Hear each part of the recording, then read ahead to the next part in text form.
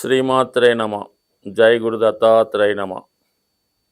ఈ వీడియోలో మనం సెప్టెంబర్ 1వ తారీఖు నుంచి 16వ తారీఖు మధ్యలో జరగబోయే ఏర్పడుతున్నటువంటి బుధాదిత్య యోగ ప్రభావం వృషభ రాశి వారి మీద ఏ విధంగా ఉండబోతుంది అని పరిశీలిస్తే, వృషభ రాశి వారికి రవి ఒక విధంగా మిత్రగ్రహం, అంటే కేంద్రాధిపతిగా సహజ పాపగ్రహం వస్తున్నప్పుడు ఆ గ్రహం న్యూట్రల్గా మారి మిగతా గ్రహాల ప్రభావాన్ని బట్టి శుభ ఫలితాలు ఇవ్వడం జరుగుతుంటుంది.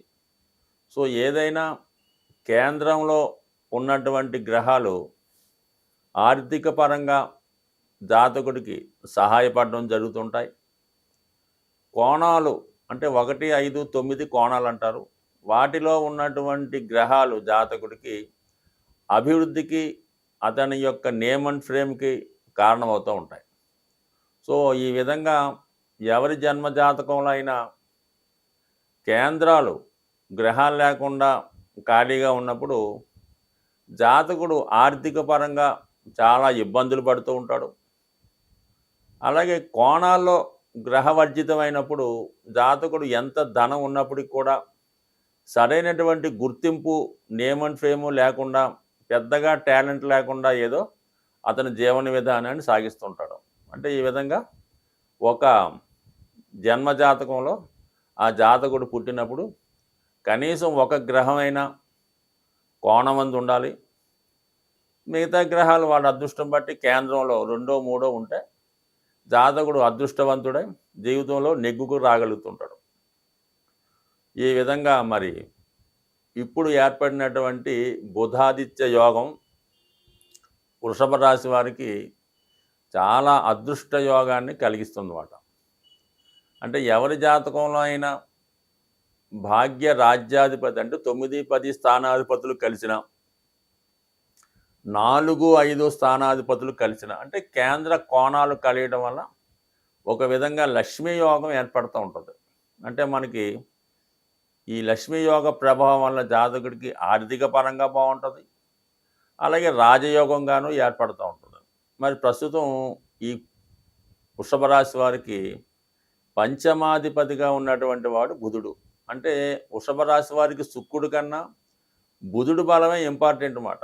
జాతకుడు వ్యవసాయ రంగంలో రాణించాలన్నా, ముఖ్యంగా విద్యలో రాణించాలన్నా, వ్యాపార పరంగా రాణించాలన్నా బుధుడు యొక్క బలం తప్పనిసరిగా ఉండాలి. సో అటువంటి బుధుడు మరి చతుర్థంలో రవి స్వక్షేత్రగతుడు అవుతుంటాడు వీళ్ళ జాతకానికి. అంటే వీళ్ళ రాజకీయంలో రావాలన్నా, అంటే చిన్న స్థానం నుంచి, అంటే ఒక గ్రామ స్థాయి నుంచి అత్యున్నతమైనటువంటి ప్రధానమంత్రి వరకు ఏ పదవి కావాలన్నా రవి యొక్క బలం తప్పనిసరి. అలాగే ఈ రాజగ్రహాలైనటువంటి రవిచంద్రులు, వాటికి సంబంధించినటువంటి రాశులు కర్కాటకం, సింహం. ఈ రాశుల్లో గ్రహాలు లేకుండా జాతకుడు జన్మించి ఉంటే సాధ్యమైనంతవరకు వాడు రాజకీయ పదవి సాధించలేడు, కనీసం ప్రభుత్వ ఉద్యోగం కూడా సాధించలేకపోతూ ఉంటాడు.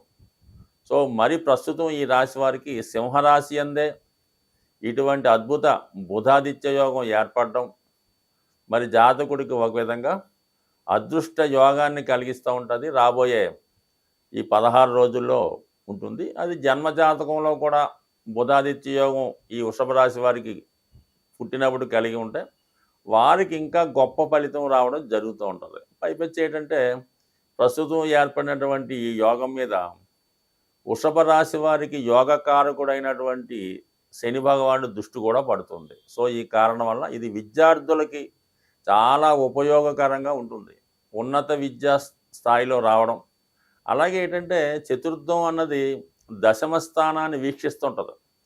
దశమ స్థానంలో ఉన్న శని వీక్షిస్తున్నాడు. ఇది ఉద్యోగ ప్రయత్నం చేస్తున్న వారికి, ఎస్పెషల్లీ ప్రభుత్వ ఉద్యోగం కొరకు ప్రయత్నం చేస్తున్న వాళ్ళకి ఇది గొప్ప అవకాశం ఇవ్వడం జరుగుతుంటుంది. ఈ విధంగా మరి అంటే ఇక్కడ ఈ బుధాదిత్య యోగంతో పాటు ఈ రవి శని యొక్క పరస్పర దృష్టి ఈ వృషభ రాశి వారికి ఏర్పడడం మరి ఒక విధంగా ఈ భాగ్య రాజ్యాధిపతి అయినటువంటి శని భగవానుడు, మరి పంచమాధిపతి, చతుర్థాధిపతి ఇది గొప్ప యోగం ఏర్పడింది. ఈ సమయంలో జాతకుడికి ఉద్యోగ ప్రయత్నాలు ఫలిస్తాయి.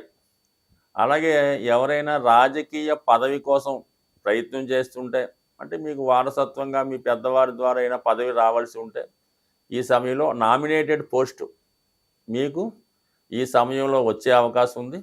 అలాగే ప్రభుత్వ పథకాలు మీకు అనుకూలంగా రావడం, ఆర్థిక పరంగా మీ యొక్క స్థిరాస్తి విలువ పెరగడం వల్ల మీ అసెట్స్ విలువ కూడా పెరుగుతూ ఉంటాయి. ఫర్ ది సేమ్ టైం మీరు ఏమైనా విదేశ ప్రయత్నాలు ఏమైనా చేస్తుంటే, విదేశంలో విద్య కొరకు కానీ వ్యాపారం కొరకు కానీ ప్రయత్నం చేస్తుంటే, ఈ సమయంలో దాన్ని అప్లై చేసుకోవడం వల్ల ఒక వీసాకో, పాస్పోర్ట్‌కో లేదంటే ఇంక వేరే ఎటువంటి కార్డ్స్ కోసమో, మైగ్రేషన్ కోసమో ఇలాంటివి ఏర్పాటు ప్రయత్నం చేస్తుంటే కంపల్సరీగా మీకు ఈ ప్రభుత్వ కార్యాలయంలో మీకు ఏ పని కావాలన్నా ఈ సమయంలో మీకు 100% జరిగే అవకాశం ఉంది.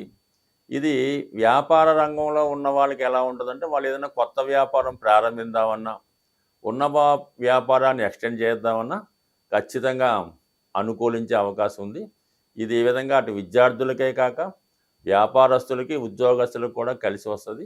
అలాగే ఇది ఒక నిపుణ యోగం ఏర్పడడం వలన ముఖ్యంగా ఈ రాశిలో ఉన్నటువంటి స్త్రీలకి ఆరోగ్యపరంగా అనుకూలంగా ఉంటుంది. ఒకవేళ మీరేమైనా సంతానం కొరకు ప్రయత్నం చేస్తూ ఉన్నా, ఈ సమయంలో మీరు మరి ఏదైనా టెక్నికల్గా ఇబ్బంది ఉంటే వైద్యపరంగా ఈ సమయంలో మీరు వైద్యుల్ని సంప్రదించడం వల్ల కూడా సంతాన సంబంధించిన విషయాల్లో మీకు అనుకూలత ఏర్పడుతుంది. ముఖ్యంగా పెద్దవాళ్ళు ఎవరన్నా ఉంటే వాళ్ళ పిల్లల యొక్క అభివృద్ధి విషయంలో ఖచ్చితమైనటువంటి శుభవార్తలు వింటారు. ఇప్పుడు ఈ యోగం ప్రభావం ఎలా ఉందంటే, అటు శని, రవి, బుధులతో పాటు గురువు కూడా వృషభ రాశి వారికి రాశి అందు ఉండడం వలన ఒక ప్రత్యేకమైనటువంటి ఒక స్థితి ఏర్పడింది రాశి వారికి. ఇవన్నీ కూడా జాతకుడికి ఖచ్చితంగా ఈ సమయంలో ఉద్యోగపరమైనటువంటి అభివృద్ధి, స్టేటస్ పెరగడం, స్థిరాస్తులు సంపాదించుకోవడం కానీ, ఆల్రెడీ వీళ్ళ దగ్గర ఉన్నటువంటి ఆస్తి పెరగడం, ఈ కారణాల వల్ల జాతకుడు ఒక గొప్ప స్థితి కానీ, గొప్ప అనుభవాన్ని లేదంటే గొప్ప అభివృద్ధిని ఈ సమయంలో పొందే అవకాశం ఉంది. ఇప్పుడు ఏర్పడినటువంటి ఈ బుధాదిత్య యోగం ఇంచుమించుగా అన్ని రాశుల వారికి ఏదో విధంగా, అంటే యోగం అంటేనే కలిసి వచ్చేది, ఆ లాభం కలుగుతుంది.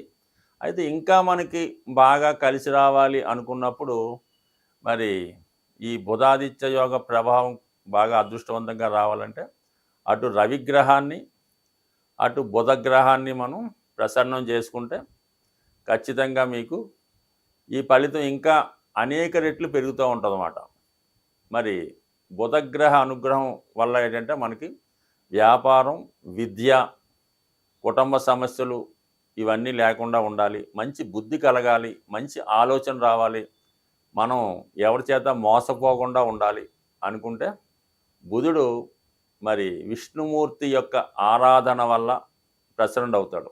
ఓపిక ఉన్నవాళ్ళు మరి విష్ణు సహస్రనామ పారాయణ చేయడం వల్ల, బుధవారం రోజు వెంకటేశ్వర స్వామి ఆలయంలో తులసిమాల సమర్పించడం వల్ల, లేదు మీకు అవకాశం ఉంటుంది మీ గృహంలోనే వెంకటేశ్వర స్వామి చిత్రపటానికి తులసిమాల మీరే స్వయంగా తయారు చేసి అలంకరించడం వల్ల, గోవిందనామాలు పారాయణ వల్ల విష్ణుమూర్తి ప్రసన్నమయ్యే అవకాశం ఉంది. ఇంకా సులభంగా అంటే తులసి మాల మార్కెట్లో లభిస్తూ ఉంటుంది. ఆ తులసి మాల బుధవారం ధరించడం వల్ల బుధుడు మీకు అనుకూలిస్తూ ఉంటాడు. అలాగే విఘ్నేశ్వరుడు, అంటే విద్యార్థులకు విద్య బాగా రావాలంటే, వ్యాపారం అనుకూలంగా సాగాలంటే విఘ్నేశ్వరుని బుధవారం రోజు గరికతో అర్చించడం, గరికతో పూజించడం.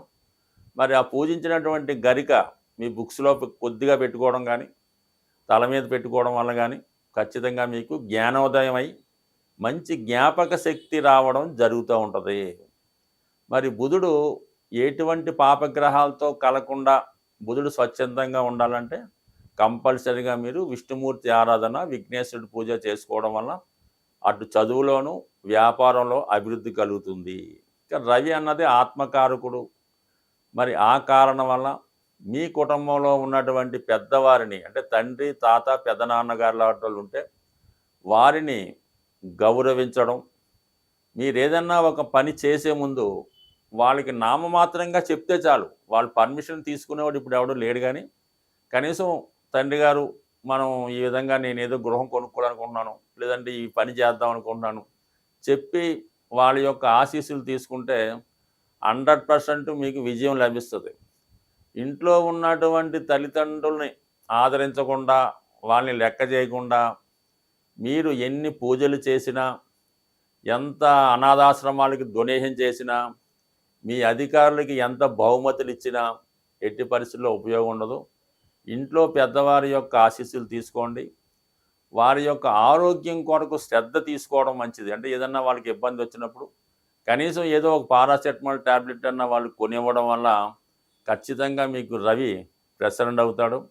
అలాగే మరి ప్రతిరోజు కంపల్సరిగా సూర్య నమస్కారం, ఆదిత్య హృదయ పారాయణ, మీ చుట్టుపక్కల ఉన్నటువంటి ఓల్డేజ్ హోమ్లో కానీ, సీనియర్ సిటిజన్స్ అంతా ఒక చోట మీట్ అవుతుంటారు, వాళ్ళకి ఏదన్నా సత్కరించడం కానీ, వాళ్ళ యొక్క యోగక్షేమాలు తెలుసుకోవడం కానీ, ఇటువంటివి చిన్న చిన్న కార్యక్రమాలు వృద్ధులకి పెద్దలకి చేయడం వల్ల శని యొక్క అనుగ్రహానికి, తద్వారా రవి యొక్క అనుగ్రహానికి తోడ్పడి విశేషంగా మీ యొక్క అభివృద్ధి కలిగే అవకాశం ఉంటుంది. స్వస్తి.